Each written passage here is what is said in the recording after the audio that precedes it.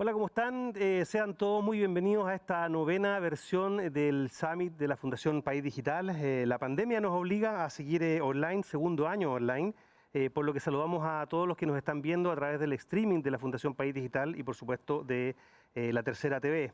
Mi nombre es Claudio Navalón y voy a ser el anfitrión de este panel que se llama sobre nuevas tecnologías e innovaciones para combatir el cambio climático.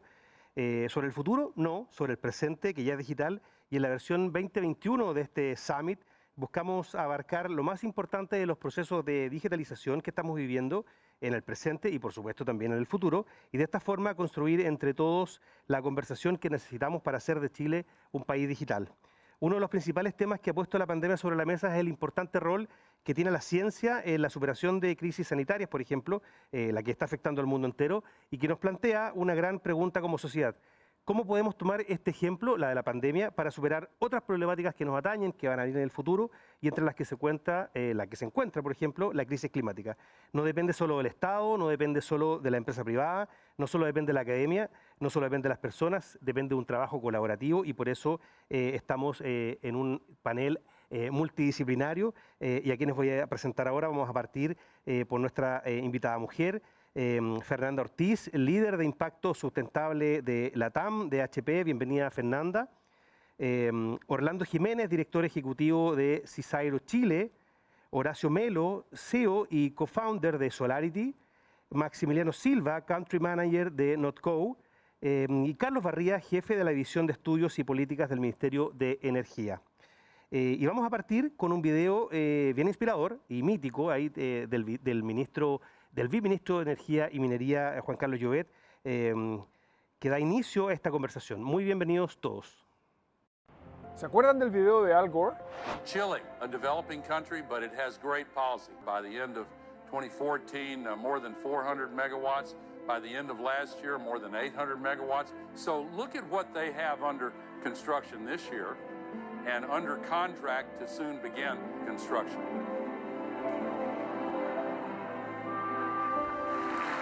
Isn't that great? I love this. 13.3 gigawatts. Algunos pensaron entonces que esa cifra era solo un sueño, una aspiración, influida quizás por una charla que buscaba mover a la acción a otros países más grandes y poderosos que no estaban haciendo en ese frente lo suficiente. Pero ¿saben qué? La historia se ha puesto mucho más emocionante. Vean.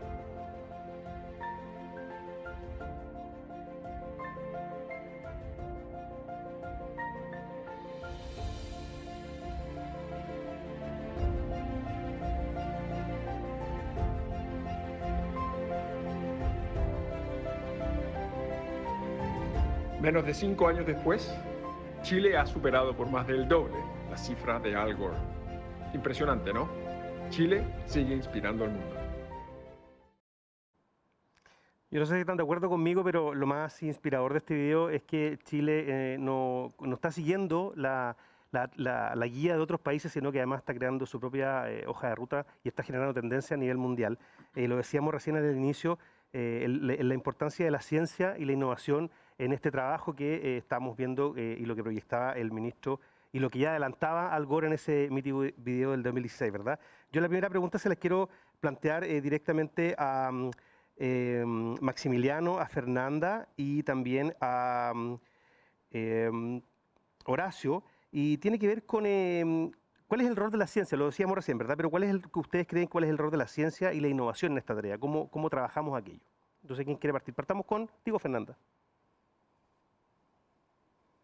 Perfecto, muchísimas gracias. Y primero que nada, muchísimas gracias por la invitación para poder formar parte de este panel. Qué emoción poder compartir este espacio con líderes de sectores tan diferentes como el nuestro, pero que al final todos estamos juntos en este viaje de reinvención e innovación en pro de nuestro planeta. Entonces, cuando nos preguntan cuál es el rol de la ciencia, de la innovación, de la tecnología en pro del cuidado y en pro del cambio climático, en HP entendemos que el cambio climático es uno de los problemas que definen actualmente nuestro tiempo. Como podemos ver y ser testigos, en 2021 es un momento decisivo para el clima, no solamente por las cuestiones de salud, sino también por toda esta área de oportunidad que se ha generado para acelerar la transformación digital, tanto de nuestras empresas como de todo lo que hacemos, los procesos laborales, los procesos de aprendizaje, los procesos de negocios, todo ha tenido una transformación y un aceleramiento al entorno digital. Por eso nosotros estamos totalmente comprometidos con nuevos objetivos de aquí al 2040. HP este año compartió sus nuevos objetivos relacionados a cambio climático, los cuales son muchísimo más retadores, ambiciosos y van a marcar la pauta y van a sentar las bases para poder ser la guía y poder generar el impulso y el engagement con las demás compañías para poder sumarse a este viaje de transformación. Y bien, nuestra empresa, como una empresa nacida en un entorno de innovación, originalmente nació en un garage, HP tiene un legado único y duradero con respecto a la reinvención y una profunda creencia en la creación de tecnología que mejore la vida de todos en todas partes. Para HP la sustentabilidad y el cuidado del medio ambiente forma parte de nuestro ADN desde hace más de 80 años y nuestro objetivo y visión de aquí a 2030, 2040 es convertirnos en la empresa de tecnología más sustentable y justa del mundo. Pero, ¿cómo podemos lograr esto? ¿Sobre qué objetivos, sobre qué metas estamos basando esta estrategia para poder lograr ser dicha empresa y tener ese reconocimiento a nivel mundial? Solo por compartirles con respecto a los objetivos que nos hemos planteado relacionados a cambio climático dentro de nuestro pilar de planeta, porque nuestra estrategia de sustentabilidad se basa en 3 pilares: planeta, personas y comunidad. Entonces, con respecto al pilar de planeta, para poder hacer frente a cambio climático, tenemos 3 diferentes estrategias o 3 diferentes sectores en los cuales estamos trabajando. Primero, emisiones de carbono. Tenemos como objetivo lograr ser carbono neutral de aquí a 2025 en nuestras operaciones y también lograr de aquí a 2040 la reducción a 0 de las emisiones en toda nuestra cadena de valor. Segundo pilar es la iniciativa de circularidad, enfocado a la estrategia de economía circular. Dentro de esta iniciativa estamos apuntando a lograr un 75% de circularidad, tanto en productos como en empaques HP de aquí a 2030. Y también otro punto muy importante es lograr 0 residuos o lograr ser zero waste en nuestras operaciones en 2025. Y por último y no menos importante, tenemos el tercer pilar o el bucket de bosques, inversión en bosques. Y ahí nuestro objetivo principal es mantener la deforestación 0 relacionada al uso de papel y fibras para la fabricación de empaques de productos HP de aquí a 2030. Como pueden ver, son objetivos en 3 pilares: emisiones de carbono, circularidad y bosques, que están impulsando a que la compañía pueda lograr ser la compañía de tecnología más sustentable y justa del mundo. Muchas gracias, Fernanda. Horacio, y desde la experiencia de Solarity, ¿cuál crees tú que es el rol de la ciencia y de la innovación en esta tarea? Sí, en general, yo soy un convencido de que muchos de los problemas que estamos viendo hoy día y vamos a vivir en el futuro los vamos a resolver con tecnología. O sea, si uno analiza en todas las industrias o en todos los ámbitos que la tecnología ha cascadeado en los últimos, no sé, las últimas décadas, es súper impactante. Y el tema del cambio climático es un tema que es cada vez más recurrente, que toma cada vez más relevancia porque finalmente lo estamos empezando a vivir en nuestro día a día. Y al final uno de los propósitos principales de crear esta empresa que se llama Solarity, que lleva un poco más de 8 años operando en Chile, es justamente eso. Nosotros, en términos muy simples, lo que hacemos es venderle energía limpia e inteligente a nuestros clientes. Y para eso nosotros instalamos plantas solares en los techos de un cliente comercial industrial. O sea, cualquiera que tenga un techo relativamente grande y consumo abajo de ese techo, nosotros instalamos una planta solar. ¿En qué se traduce eso? En reducción de CO2 con una trazabilidad igual a 1, porque nosotros nos conectamos esa planta solar al circuito de este cliente. Entonces a mí me parece que cuando uno se hace la pregunta de ¿cómo vamos a ser capaces de resolver estos problemas con tecnología, con ciencia, con innovación? Tiene mucho que ver con eso, tiene que ver con que hoy día hay soluciones tecnológicas que la ciencia o que algún científico fue descubriendo y que tenemos que ser capaces de ir moviendo eso a soluciones comerciales que sean relevantes y que sean sustentables en el tiempo. Entonces nuestra principal motivación tiene que ver con eso, tiene que ver con cómo nosotros somos capaces de ocupar una tecnología que existe, en llevarla al mercado y que tenga una penetración lo más grande posible. Nosotros siempre decimos que nos levantamos temprano en la mañana muy motivados porque nos imaginamos al menos un Sudamérica, idealmente un mundo donde parte importante de la energía que se consume es energía distribuida. Este negocio se conoce como generación distribuida. Y más general, o más en general, yo también soy un convencido de que vamos a tender a lo distribuido. O sea, así como en la energía, y Australia es un muy buen ejemplo. Australia probablemente al 2040 más del 50% de toda la energía que se genere en Australia va a ser generación distribuida detrás del medidor, que es lo que nosotros hacemos en Chile, y acá la oportunidad también es gigantesca. Entonces, yo creo que nosotros somos solo un ejemplo de cómo a través de la tecnología somos capaces de reducir CO2 y por lo tanto ayudar a resolver un problema que es bien grande, y así hay infinitos ejemplos, y la idea es ojalá potenciar cada vez más el emprendimiento para que ocurran este tipo de cosas. Vamos a revisar un ratito más el caso de Australia con Orlando de Cisairo Chile. Pero antes, el tercer panelista que le hacíamos esta pregunta, quiero ir contigo, Maximiliano, respecto al rol de la ciencia y la innovación. Y ustedes en NotCo son un ejemplo de aquello, de cómo la ciencia y la innovación se conjuga de buena manera, ¿verdad?, para lograr un objetivo tan importante como el que ustedes han logrado. A ver si nos puedes contar un poco de aquello. Sí, primero que todo, gracias por la invitación. Y segundo, para contestar, quiero tomar un elemento que decía Horacio recién. La verdad es que la ciencia, la tecnología permiten hacer mejor algo que quizá nosotros ya estábamos acostumbrados a hacer para poder tener mucho más impacto. En donde estamos nosotros, NotCo, en el mundo de la comida, la verdad es que todos sabemos que la comida es más que solo alimentación, es una parte esencial de nuestras vidas, es parte de la humanidad. Comida es cuando estamos tristes, queremos comer algo, cuando nos juntamos a celebrar para marcar hitos, es parte del centro de lo que hacemos. Entonces, NotCo parte, o se inicia, se crea como una compañía dispuesta a mover realmente la aguja en términos de impacto. ¿Y qué más impacto que hacerlo en una industria tan masiva como la alimentación?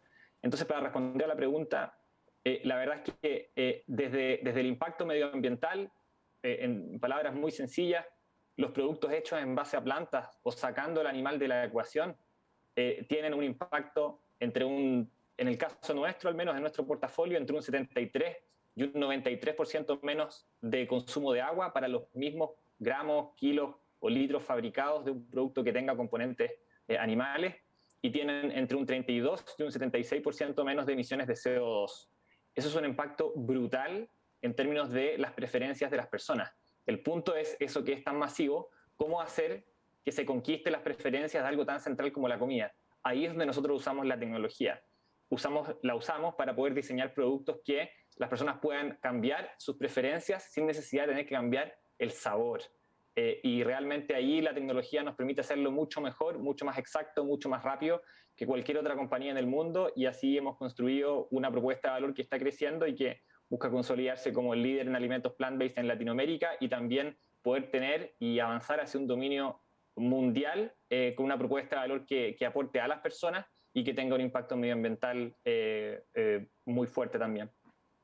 Y es súper interesante porque estamos en el Summit de País Digital, ¿verdad? Y estamos conversando sobre tecnología, sobre digitalización, estamos hablando de que ya no es solo el presente, estamos en el futuro, estamos hablando de innovación, ciencia aplicada a la energía, en el caso de Solarity, del consumo de energía, estamos hablando de la alimentación, como lo estaba comentando Maximiliano, pero para ir un poco a lo que decía Horacio recién, Orlando de Cisairo Chile, haciendo alusión a lo que mencionaba respecto a Australia, ¿verdad? ¿En qué etapa de desarrollo crees que estamos respecto a eso? ¿En la colaboración? ¿Entramos en la competencia? Sobre todo considerando la posición de liderazgo que tiene Australia. Bueno, es una buena pregunta, pero primero que nada, quizás agradecer la invitación. A ver, yo te diría que Australia y Chile, por el tipo de economía que tienen y por el tamaño que tienen, hay pocas razones en estricto sentido que justifique que uno habla de competencia. En el mercado global efectivamente competimos, pero nosotros hablamos de competition, ¿no? Y que tiene que ver con, de alguna u otra manera, ocupar lo mejor de ambos mundos. Nosotros somos una organización científica, una organización que ha desarrollado tecnologías de impacto global, entre ellas el Wi-Fi, y lo que hacemos es ciencia aplicada. Yo diría que la diferencia fundamental y el desafío fundamental que Chile confronta es que los países con los cuales estamos compitiendo internacionalmente invierten entre 15 y 20 veces más en investigación y desarrollo que lo que hace Chile, ¿no? Y eso se vincula a varias cosas, ¿no? Y conectándolo con tu primera pregunta, yo diría que ¿por qué la ciencia es relevante? Porque lo primero que te permite la ciencia es entender la dimensión del problema. Cuando uno habla de cambio climático y habla de impacto ambiental, lo primero es poder entender de qué estamos hablando. Y el segundo rasgo que es distintivo, sobre todo en las economías desarrolladas, es que ellos han logrado desacoplarse de la producción de commodity por la vía de generar industria, ¿no? Entonces, Australia no es la excepción. Un muy buen ejemplo es la industria de proveedores mineros en Australia. El 70% de la manufactura de tecnología minera australiana se produce en Australia estando next door a China. Y lo pueden hacer precisamente porque tienen una base muy sólida de ciencia aplicada e ingeniería a las industrias en las cuales ellos trabajan. Australia efectivamente invierte, lo que Chile invierte es del orden de 3,5% de lo que Australia gasta cada año en investigación y desarrollo. Entonces, Chile tiene enormes oportunidades, por ejemplo, la del hidrógeno verde y la energía renovable, sin duda lo es. El desafío que tenemos es que esas tecnologías las tenemos que salir a comprar afuera. Entonces somos una plaza muy competitiva en ventajas comparativas, que son endowments de recursos naturales, pero cuando tú haces un segundo clic, buena parte de esas inversiones se están yendo a países desarrollados, que son los que nos venden las tecnologías.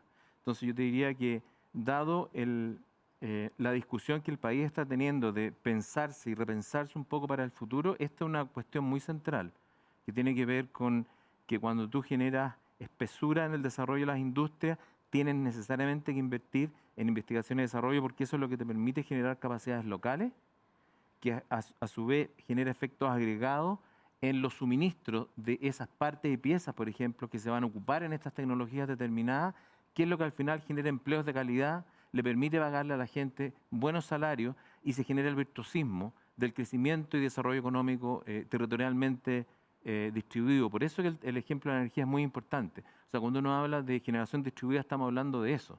Y el desafío es que ojalá no solo sea la producción de la energía lo que sea distribuido, sino que sea la generación de valor y de productividad en la economía. Y yo diría que ese es un tremendo tema de discusión y muy atractivo de confrontarlo como país, digamos. Yo lo veo como un desafío muy positivo desde esa perspectiva también. No, muy bien. Yo voy a tomar dos elementos de tu respuesta. Evidentemente, algo bien interesante que tiene que ver siempre cuando hablamos de innovación y de ciencia, de cómo le destinamos recursos e inversión a la investigación, ¿verdad? Y siempre vamos ahí con un saldo negativo y siempre podría ser más. Y también con respecto a la recuperación verde. Y en ese sentido quiero ir con Carlos Barría, jefe de la división de Estudios y Políticas del Ministerio de Energía, porque yo siento, a partir del video que vimos recién y de ese, insisto, ese mítico discurso de Al Gore, que el Ministerio de Energía tiene un caso bastante positivo en esa línea, en virtud de cómo hemos ido generando y hemos ido aumentando la generación de energía solar. Y desde ahí te pregunto, Carlos, ¿cuáles son las fortalezas de Chile para la recuperación verde de los sectores que el Ministerio de Energía lidera? A ver, en primer lugar, muchas gracias por la invitación. Feliz de estar en esta iniciativa de País Digital. A ver, en primer lugar, yo creo que hoy día estamos viviendo una crisis climática que está ocurriendo hoy día. Hemos visto en Europa, ¿cierto?, Estados Unidos, países asiáticos, que están ocurriendo realmente situaciones, eventos climáticos que nos están demostrando, ¿cierto?, que la crisis climática llegó. Los países europeos también están llevando a cabo distintas iniciativas para crear mecanismos para que las importaciones de productos de otros lugares del mundo, ¿cierto?, tengan un sobretasa respecto a su huella de carbono. Probablemente eso lo vamos a ver después en Asia, lo vamos a ver en Estados Unidos y en otras regiones. ¿Cuál es la buena noticia? Es que Chile está de alguna forma adelantando mucho de este tipo de situaciones. Hace 2 años atrás, el Ministerio de Energía, el gobierno, de hecho, se puso uno de los compromisos más históricos, más importantes que ha tenido en materia ambiental, que es la carbono neutralidad al 2050. Fuimos el primer país de Latinoamérica, uno de los primeros de la OECD incluso. Y este compromiso carbono neutralidad, la verdad, es bastante ambicioso para ser un país en vía de desarrollo como es Chile, ¿cierto?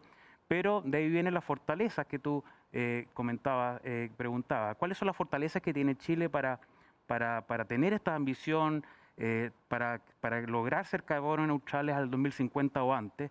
Particularmente su potencial de energía renovable, ¿cierto?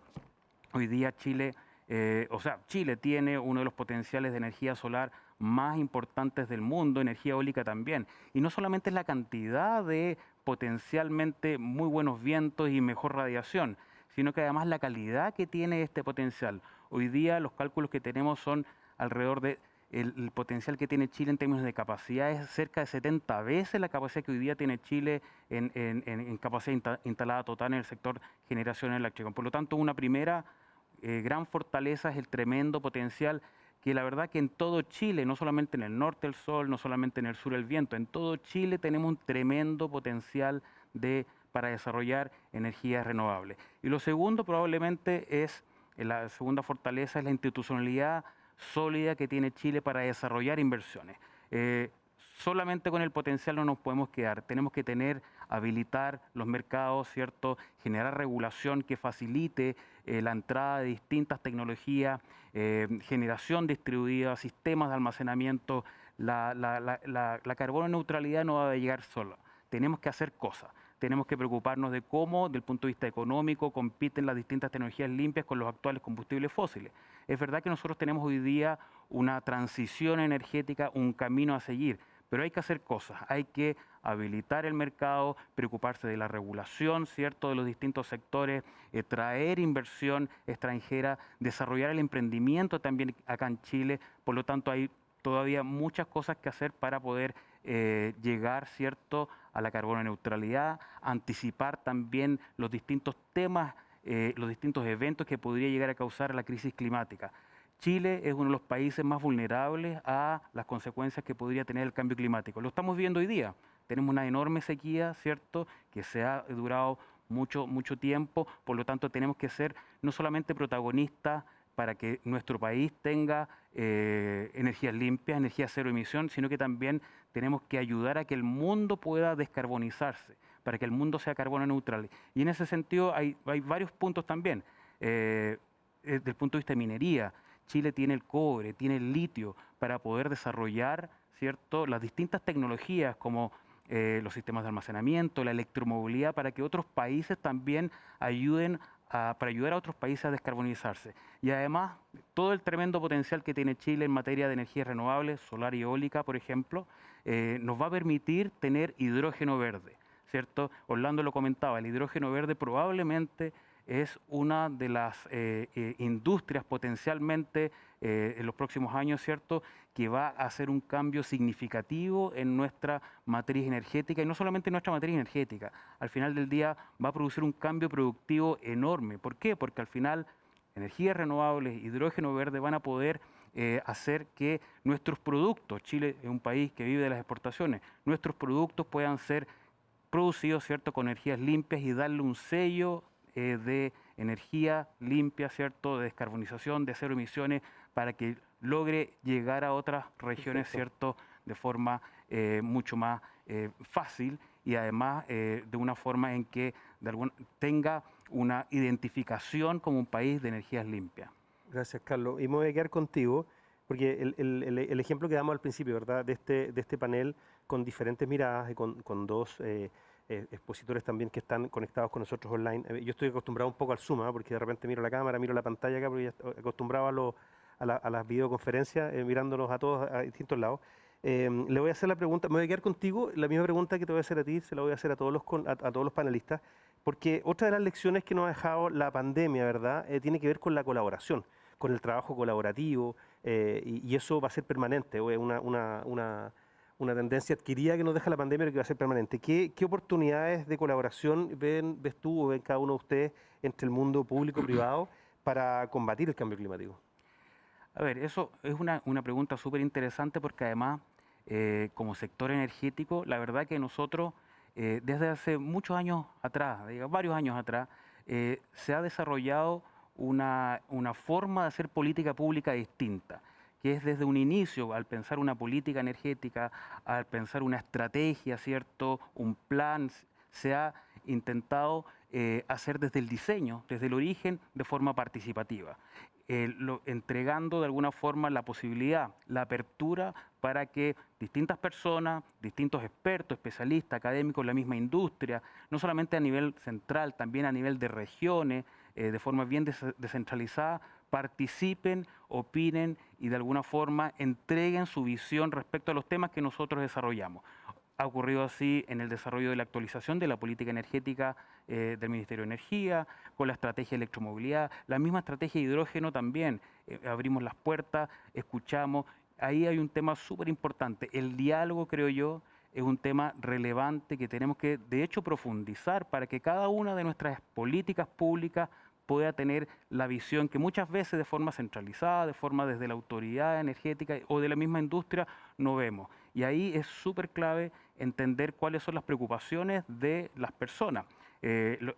Uno de los mejores ejemplos es el trabajo que hace Solarity, ¿cierto? Va efectivamente, cuando uno piensa en energía, a las casas, a las personas, a las necesidades que pueda tener las distintas familias respecto a sus necesidades energéticas. Perfecto. Eso es un tema súper relevante que obviamente tenemos que seguir potenciando.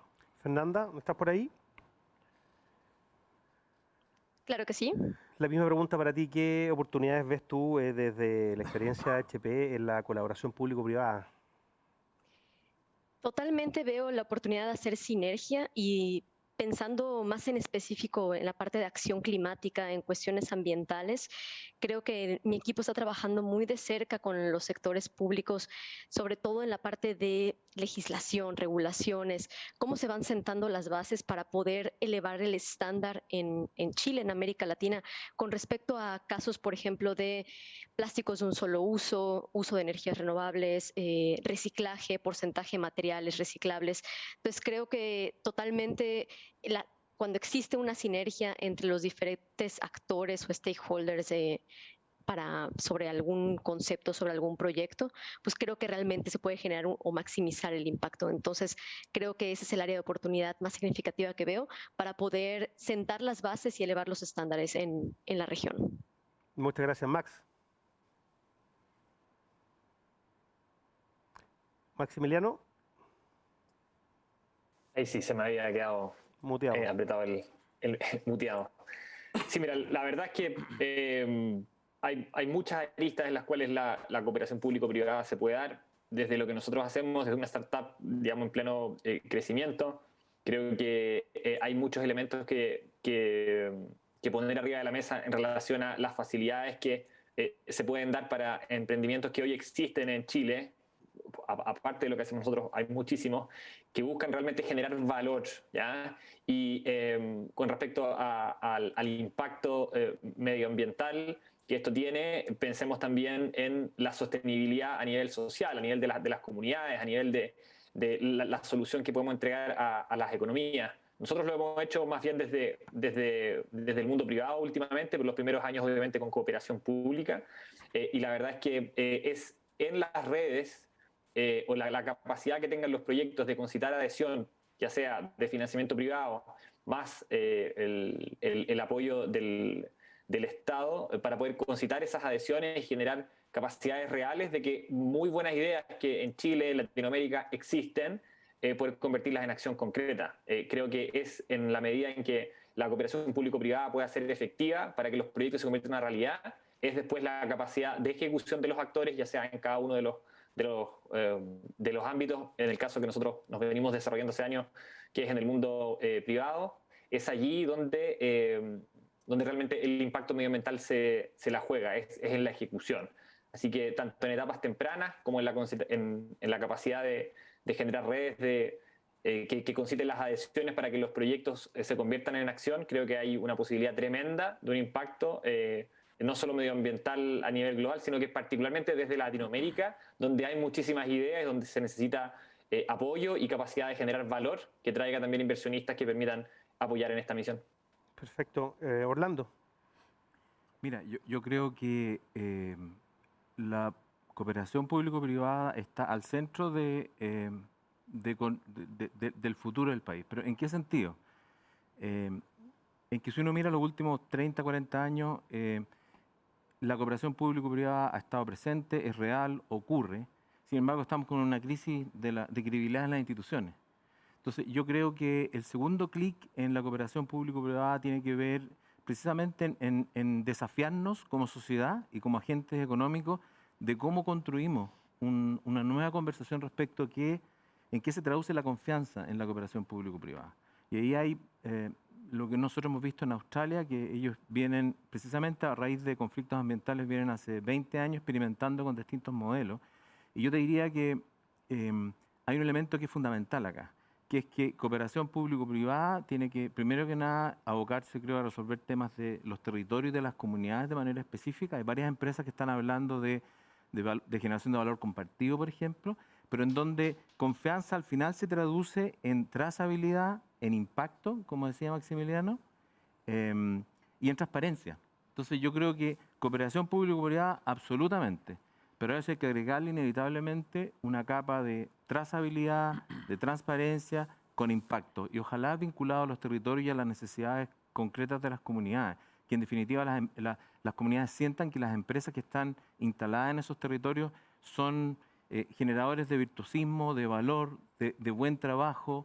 O sea, ahí hay que construir, y ahí hemos perdido un poquito, creo yo, parte de la pelea, y creo que es el desafío de todos, es decir, bueno, ¿cómo reconstruimos esto y cómo nos hacemos cargo, ¿no? Sí, está muy interesante. O sea, podríamos agregar colaboración público-privada, las comunidades y quizás también la academia. No sé cuál es tu opinión al respecto. Sí, a mí me pasa que le creo infinito a la fuerza del emprendedor. Y afortunadamente, después de muchos años de esfuerzo, incluidos esfuerzos públicos, se están viendo los resultados. O sea, Notco, Corner Shop, hay un montón de ejemplos de cosas que ocurrieron independientemente de la normativa vigente, y que al final la normativa tuvo que adaptarse a lo que está ocurriendo. Yo creo que un poco en energía también pasa eso. Entonces, digo eso porque yo me imagino como dos grandes cosas. La primera es que la fuerza de un emprendedor es tal que permite romper estos paradigmas y avanzar en caminos necesarios hacia el futuro. Y para mí el rol de lo público tiene que ver con dos grandes cosas. La primera es con asegurarse de que la cancha está pareja. Y nosotros lo hemos vivido, que no siempre la cancha está pareja, y obviamente que hay que tener paciencia en algunos casos, empujar más en otros, porque también, sobre todo cuando se ve interés, y en este caso se ve mucho interés, hay cosas que pasan más rápido, otras más lento, pero que debieran tender a ocurrir. Pero siempre hay un periodo de tiempo en el que la tecnología se implementó más rápido que el cambio de la regulación, y eso genera algunos dolores, y yo creo que pasa en todas las industrias. Entonces, un Estado o un sector público capaz de identificar eso y actuar rápido es altamente apreciado por el mundo emprendedor, creo yo. Y la segunda cosa es algo que mencionó Orlando al principio, es que yo creo que tenemos una gran deuda en términos de ciencia aplicada, y por lo tanto, no sé, hoy día, y tiene toda la razón, nosotros cuando compramos equipamiento para instalar plantas solares, me atrevería a decir que cerca del 50 o el 60% de la inversión termina fuera de Chile en compra de equipos. Y hemos visto algunas iniciativas pequeñas por ahora, pero de paneles solares hechos en Chile que se adaptan a la radiación de Chile, que tienen algunas características, que la verdad es que estamos muy lejos de que pueda ser algo que crezca lo suficiente para que sea un proveedor relevante para nosotros, para nuestra competencia o para alguien del mercado. Entonces yo creo que la combinación de esas dos cosas puede generar impacto súper grande en la industria que uno quiera mirarla. Entonces yo creo que por ahí, porque yo también creo que el foco es importante, entonces si es que uno tuviera que cambiar pocas cosas en lo público, yo creo que foco en esas dos cosas podría generar un impacto bien interesante. Muy bien, a mí nadie me preguntó, pero voy a responder igual la pregunta, me lo voy a hacer yo mismo porque estoy muy de acuerdo con todos en general, pero me parece que el punto de Orlando es bastante interesante porque yo también creo que para el futuro del país, en el fondo que estamos desarrollando y también con la mirada a los últimos 30 años, la colaboración público-privada de los emprendedores, de las grandes empresas, de las pymes, es fundamental para el desarrollo también del país que viene, del país que queremos. Y ahí también la reconstrucción de la confianza es importante. Yo soy director de Asuntos Públicos de Entel, una empresa de telecomunicaciones, y en la industria de las telecomunicaciones se ha desarrollado en Chile en virtud de la colaboración público-privada entre el regulador y entre las empresas. Por lo tanto, ahí hay un modelo también aplicable y me imagino que en el caso de energía también ha sido lo mismo, aprendiendo, deshaciendo y construyendo este camino en conjunto. Y en esa línea vuelvo contigo, Carlos, porque como lo decía al inicio, no estamos siguiendo a otros países, estamos marcando nuestra propia hoja de ruta y estamos siendo nosotros los generadores de tendencia. En cuanto al rol de Chile, siendo un país pequeño y con baja incidencia, estamos ubicados al final de Sudamérica, ¿cómo hemos logrado que desde ese punto, desde esta lejanía, seamos líderes en esta materia? Sí, muy interesante la reflexión. La verdad que es parte también de lo que hemos conversado acá. El sector energético chileno ha sido construido en los últimos años a través del diálogo y la participación. Y efectivamente, además, con la colaboración público-privada. Es verdad, ¿cierto? Como dice Horacio, que la regulación, las políticas públicas van a ir más lento y probablemente va a ser así siempre, y no solamente el sector energético, en muchos sectores la tecnología se va a desarrollar más rápido que las distintas regulaciones. Lo estamos viendo hoy día con lo que ocurrió con el COVID-19, ¿cierto? Y el teletrabajo y las eventuales reformas laborales que pudieran haber respecto con eso, ¿cierto? La tecnología va a ir más rápido, pero efectivamente la cooperación público-privada tiene que ser siempre uno de los principales motivadores, ¿cierto?, de cómo desde el Estado se ve que va cambiando y adaptándose la estructura, ¿cierto?, tanto de mercados y regulaciones. Respecto a por qué Chile ha estado es protagonista hoy día, es básicamente lo que comentaba antes. Tiene un tremendo potencial. Hay una motivación desde el Estado, la industria, los privados para colocarnos, ¿cierto?, en la frontera del desarrollo energético con energías renovables. Una de los principales, como comentaba antes, hitos probablemente fue la Estrategia Nacional de Hidrógeno Verde. El hidrógeno verde, la verdad que hace 3 años atrás se hablaba, se discutía, pero no tenía el protagonismo, no solamente en Chile, sino que a nivel mundial, que hoy día tiene. Tuvimos la suerte, ¿cierto?, y la visión para colocarnos en la carrera junto a otros países también. También lo comentaba Orlando, Australia también tiene un tremendo potencial de producir hidrógeno verde. Y efectivamente estamos en una etapa hoy día de cooperación no solamente con Australia, con Alemania, con otros países. Hemos tenido la suerte, como digo, de establecer también lazos de cooperación con otros países que nos han permitido avanzar en hidrógeno verde. Hoy día, sin prejuicio que la Estrategia Nacional de Hidrógeno Verde la sacamos el año pasado, en noviembre, hemos avanzado bastante en los distintos aspectos que hay que cumplir para que esto se acelere, en la regulación, en la normativa, en fondos, ¿cierto?, conjunto con Corfo para poder apalancar proyectos de hidrógeno verde, en distintas iniciativas también de participación y entender cómo el hidrógeno verde podría aportar no solamente a la industria, a la economía, sino que a través de nuevos empleos de calidad a las distintas regiones. Hoy día uno de las zonas más relevante y que tiene un potencial enorme para producir hidrógeno verde es la zona de Magallanes, ¿cierto?, en la Patagonia. Hay un proyecto allá que está en un estado de avance importante y efectivamente países, empresas de renombre internacional, ¿cierto?, miraron eso y están hoy día desarrollando proyectos. Ahí, nuevamente, ¿por qué Chile está de protagonista en esto? Porque al final del día tenemos una institucionalidad fuerte, tenemos también un potencial importante, por supuesto, de energías renovables que permiten mostrar ese interés y ser ambiciosos desde el punto de vista climático. Perfecto. Eso probablemente es lo más importante. Perfecto, sí, bueno, y un buen ejemplo de lo que decía Orlando hace un rato respecto de cómo aquí sí se han destinado recursos para innovar y trabajar en ese sentido. Yo me quiero tomar la libertad un segundo y hacer una pregunta directa a Maximiliano y a Horacio. ¿A cuánto estamos de eliminar el romanticismo del concepto del cambio climático y de enfocarnos en un trabajo. Es serio, ¿verdad? Es serio, pero voy al punto. ¿A cuánto estamos de romper el romanticismo del cambio climático y enfocarnos en un trabajo serio y separar el cambio climático de la contaminación? Carlos lo decía recién, hemos estado siendo testigos de grandes fenómenos climáticos en el mundo este último tiempo. Pero se los pregunto por lo siguiente, yo sé que van a entender el punto. Yo hace algunas semanas atrás, en el mes de julio, me tomé una semana de vacaciones en el sur de Chile. Y no hubo trekking, no hubo río, no hubo lago que visitara que estuviera contaminado. En el fondo del agua con una lata de cerveza, con un plástico, con basura, con un pañal en Huilo Huilo. Entonces, no le quiero dar esa responsabilidad a la pregunta a Carlos del Estado, porque ahí podríamos decir es que hay que fomentar la educación. Pero depende de la persona, ¿verdad? Lo decíamos recién hace un ratito, es un trabajo colaborativo entre todos, pero también buscamos la responsabilidad en la persona. ¿A cuánto estamos de romper ese romanticismo y decir, oye, esto llegó para quedarse, es un tema serio, pongámonos a trabajar de verdad?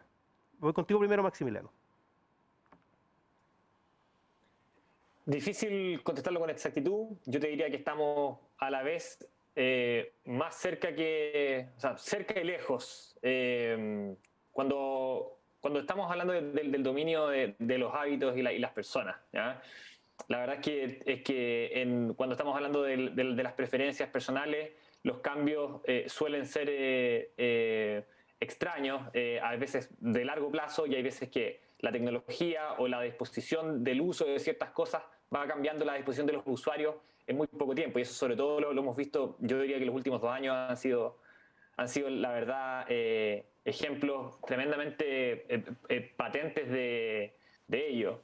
En el ejemplo, digamos, de nuestra compañía y en la industria donde nosotros estamos, el impacto que tiene la alimentación es importante. Ahora, si nos paramos en el punto, bueno, donde esto deja de ser romántico y empezamos a reconocer un impacto real, yo diría que la alimentación es algo que está ocurriendo. Hoy podríamos definir con mucha propiedad de que estamos en una transición hacia una alimentación más consciente. Esto, la verdad, también se da en aquellos países donde quizá la penetración del uso del Internet con los dispositivos móviles, digamos, ha sido más fuerte. Hoy las personas se interesan cada vez más de qué es lo que están consumiendo y cuál es el impacto que esto tiene. Particularmente en la alimentación hay tanto legislación que ha ido avanzando hacia allá, pero particularmente hay temas asociados a la información de los usuarios, ¿ya? Son las personas las que se interesan, y cada vez más en el consumo masivo, que mueve mucho la aguja. O sea, consumo masivo en ese sentido es poco romántico, sino que es real, es causante en algunos casos de contaminación, pero también tiene capacidad de mover disposiciones y prácticas reales de los hábitos de las personas. La verdad es que en consumo masivo cada vez la alimentación más consciente o las personas buscan sintonizar, buscan conectar, buscan adquirir bienes, productos y sintonizar con compañías que realmente demuestren algo de lo que se hablaba aquí relacionado con trazabilidad, que demuestren el impacto que tienen, que realmente esté no como algo periférico dentro de su razón de existir, sino que como algo central, mover esa aguja. Y las preferencias de las personas van a ir hacia allá. En una región como Latinoamérica, y esto es algo que a nosotros nos toca verlo diariamente, es tremendamente impresionante cómo, independiente de los niveles socioeconómicos, obviamente guardando proporciones sobre los promedios, pero la alimentación consciente es algo tremendamente transversal. A nosotros como Notco muchas veces nos decían, oye, mira, este producto se va a consumir, perdón que lo diga así, pero solo en Santiago, en las comunas, en los distritos del Barrio Alto, o en San Pablo, en ciertos distritos. Eso en la realidad no es así. Esto es algo mucho más bien generacional. Okay. Yo diría que son las preferencias de las nuevas generaciones y las compañías que puedan, en el caso por lo menos de lo que nos toca ver a nosotros, y las compañías que puedan tener propuestas de valor. O sea, que en lo que realizan su giro económico, porque son compañías, logran tener un impacto. Esas compañías van a recibir con cada vez mayor fuerza las preferencias de los consumidores, y como esto es algo que está ocurriendo, también las preferencias de aquellos que apuestan por esas compañías. Eso es parte también de lo que nosotros hemos hecho, y creo que es así como se deja el romanticismo con impacto real y, como se mencionaba aquí también, no solo pensando en el medio ambiente, sino que también pensando en las comunidades. Particularmente nosotros que estamos en la industria de alimentos vemos todavía donde hay una brecha gigante en materia de economía circular, en el desarrollo de packaging. A nosotros nos encantaría tener empaques quizá que tuviesen un mucho menor impacto, pero la industria va más lento, digamos. Okay. Entonces, es ahí donde hay un montón de espacios todavía para tener impacto real. Gracias, Maximiliano. Te voy a cambiar la pregunta, La tengo lista. Horacio. ¿La tienes lista? No, te lo voy a cambiar porque nos queda muy poquito tiempo, pero voy a partir contigo con esta pregunta para que vamos rápidamente con todos porque ya nos queda muy poco. Y desde, tanto a nivel nacional como regional, y desde cada uno de sus áreas, ¿verdad? ¿Qué innovaciones ustedes podrían destacar para apoyar esta tarea, tanto con la educación, pero también en el desarrollo positivo del cambio climático? Vamos a partir contigo. Innovaciones que se podrían destacar. Desde tu escenario, desde Solarity. Sí, ahí, para no quedarme con las ganas de lo anterior, dale. solo decir que yo creo que esto tiene mucho que ver con cambios culturales, que son difíciles y extraños, como dijo Max. Yo trabajé en Startup Chile y nosotros queríamos hacer un cambio cultural que tomó 10 años, pero está ocurriendo, entonces yo creo que se puede. Y ahí hay muchas cosas que hacer. Y lo segundo es que uno desde su individualismo haga cosas por el bien común, que también tiene mucho que ver con lo anterior. Respecto a qué hacemos nosotros, a ver, yo estoy convencido que cada vez que nosotros inauguramos una nueva planta solar arriba de un techo, estamos contribuyendo a reducir la huella de carbono. Eso es un hecho. Y el equipo está totalmente alineado detrás de eso. Y nosotros trabajamos todos los días, y como dije al principio, resolviendo tantas cosas como podamos con tecnología para hacerlo cada vez mejor y más rápido. Y como esto es una conversación que está en el contexto de país digital, cosas interesantes que hacemos nosotros hoy día, más que quedarnos con la tecnología de un panel solar que capta la radiación y la transforma en energía eléctrica, y la gracia de la generación distribuida es que si es que uno hace muy bien este trabajo y logra hacer como Australia, vaya a necesitar menos líneas de transmisión, por lo tanto menos contaminación acústica. Yo quizás soy un poco extremista, pero creo que las plantas solares de gran tamaño igual impactan ecosistemas, aunque sea en la mitad del desierto. Entonces, mucho mejor ocupar un techo que ya está en la ciudad, perfecto, que no tiene ningún impacto adicional, y tengo mi sombrero súper bien puesto con ese tema.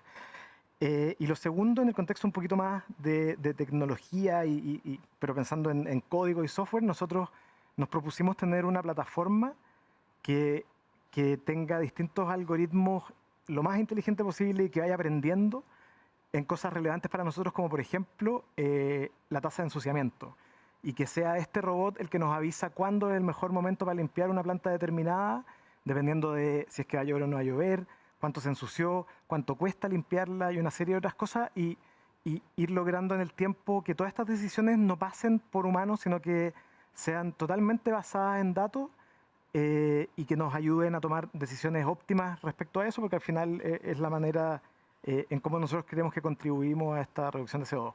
Tengo muchos más ejemplos, pero en pos del tiempo estamos a invitar el próximo año a la nueva edición, a la 10ª edición de País Digital. Ya que mencionaste Australia, vamos contigo, Orlando. A ver, hartas cosas. Yo te diría la primera reflexión que yo creo que a todos de alguna u otra manera nos toca ver es que las nuevas generaciones tienen un imprint diferente. O sea, yo tengo hijos adolescentes y a su estilo los jóvenes conversan respecto de, por ejemplo, si tener o no tener hijos en el futuro. Y eso tiene que ver, sí, claro, con las condiciones del mundo de alguna otra manera que estamos habitando y el impacto que eso genera. Entonces, yo creo que ahí hay un cambio muy estructural que la economía lo está reconociendo. Entonces, cuando ves empresas como en este caso Notco, ¿no?, que produce o de alguna otra manera quiere evitar o hacerse cargo de una demanda que hay por el impacto que se genera vinculado a la producción animal, o otras empresas que están metiendo fuertes temas de economía circular, así hay una beta muy fuerte de desarrollo. En términos de aportes concretos, Australia es un líder mundial precisamente porque sufre desde hace muchos años problemas de sequía. Nosotros estamos trabajando fuertemente en esos temas y hay varias soluciones muy concretas, totalmente posibles de implementar, y estamos haciendo eso con empresas. Y hay una que merece especial reflexión. En Chile nos quejamos de la sequía cuando básicamente no hay agua. pero tenemos poca internacionalización de en qué se traduce eso en lo cotidiano. Y es impresionante, pero en Chile nosotros regamos el pasto con agua potable. Eso no pasa en muchísimos países. Sí, un buen punto.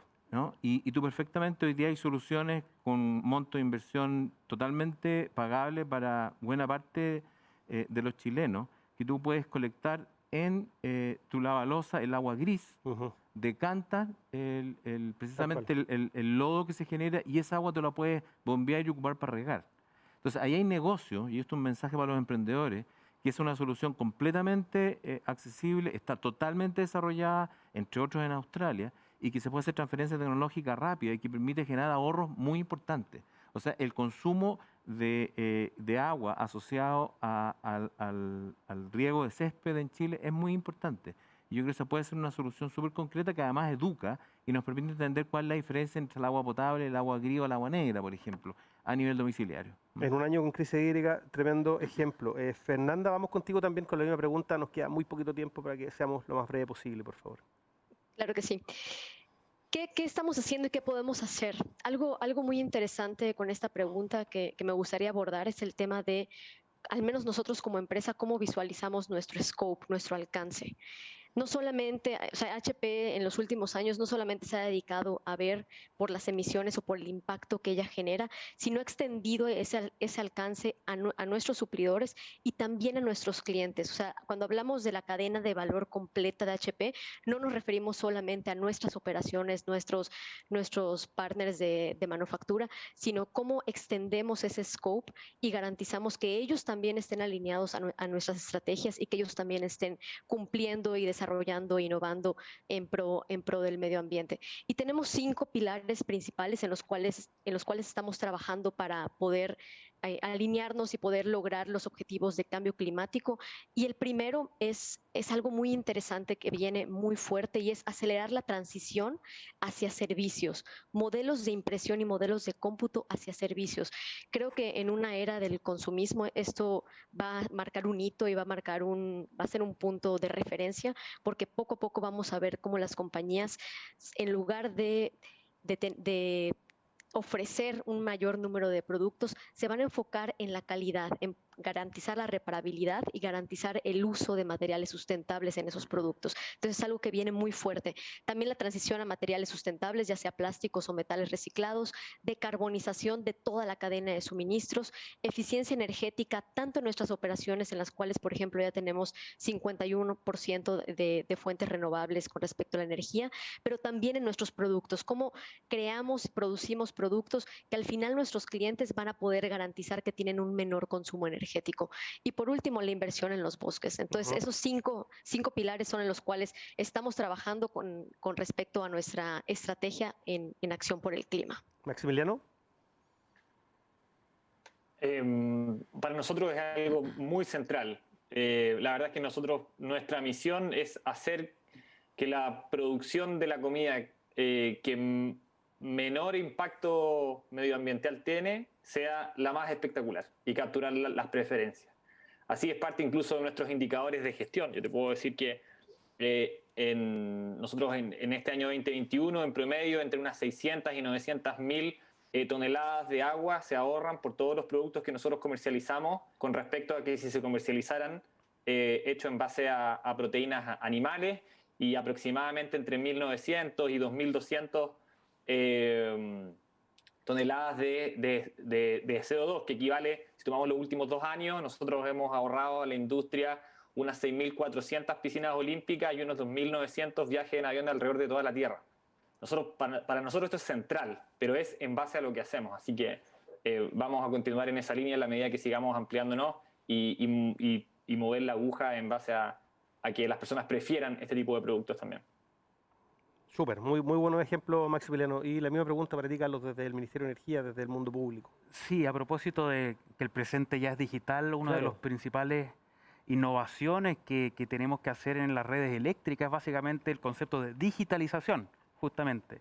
Y a 2 niveles. En primer lugar, a nivel de integración de energías renovables a mediana gran escala, porque tiene las características de ser variable, ¿cierto? El viento sopla cuando quiere soplar, el sol lo tenemos en el día y hay que incorporar distintas tecnologías para que el sistema eléctrico sea lo suficientemente estable, seguro, suficiente para abastecer el suministro eléctrico, y ahí la digitalización de los sistemas, la utilización de electrónica de potencia ¿cierto? Para los distintos elementos que tiene hoy día el sistema eléctrico es esencial. Y por otra parte, la digitalización va a permitir que los usuarios, las personas, puedan interactuar también con el sistema eléctrico, gestionar mejor su energía, tener también los sistemas de fotovoltaicos en sus casas y también ser protagonistas, productores, consumidores al mismo tiempo en cada una de sus casas, y no solamente a nivel residencial, sino que también de las industrias grandes, pequeñas, medianas, que sean de alguna forma una interacción mucho más activa de la demanda para efectivamente utilizar de la mejor forma posible los recursos de energía renovable. Fantástico. Y como la pregunta Ana Melosa a mí me la hago yo también, porque desde Entel también nosotros trabajando para acercar las infinitas posibilidades que tiene la tecnología con transformación digital responsable a las personas, preocupándonos por supuesto también de los residuos electrónicos que la tecnología genera, haciendo campañas ahí a nivel nacional sobre recuperación de material electrónico y preocupados de aquello también. Así que paso ahí, si más información www.entel.cl, pueden informarse todos ustedes. Hoy vamos terminando ya este panel, estamos en el tiempo, ha sido súper interesante la conversación, podríamos estar conversando horas, ¿verdad? Un tema súper relevante que ojalá summit como este, la iniciativa de País Digital ha sido tremendamente importante, incluir en una discusión de lo digital, como lo decía todos nosotros, tomar los temas de la transformación, de las amenazas, perdón, del cambio climático son tremendamente relevantes, y ojalá otros tipos de seminarios de este nivel los puedan tomar, porque se hace cada día más necesario. Yo quiero agradecer a todos ustedes por la participación de hoy. Por supuesto, los voy a nombrar a cada uno. Fernanda Ortiz, Fernanda Ortiz, líder de Impacto Sustentable de LATAM. Muchas gracias, Fernanda, la tengo aquí a mi lado. Orlando Jiménez, director ejecutivo de Cisaero Chile. Horacio Melo, CEO y co-founder de Solarity. Maximiliano Silva, country manager de Notco. Y por supuesto a Carlos Barría, jefe de la División de Estudios y Políticas del Ministerio de Energía, y a la Fundación País Digital. Muchas gracias, y por supuesto a La Tercera TV por esta transmisión, y a todos ustedes que nos vieron a través de este streaming. Muchas gracias.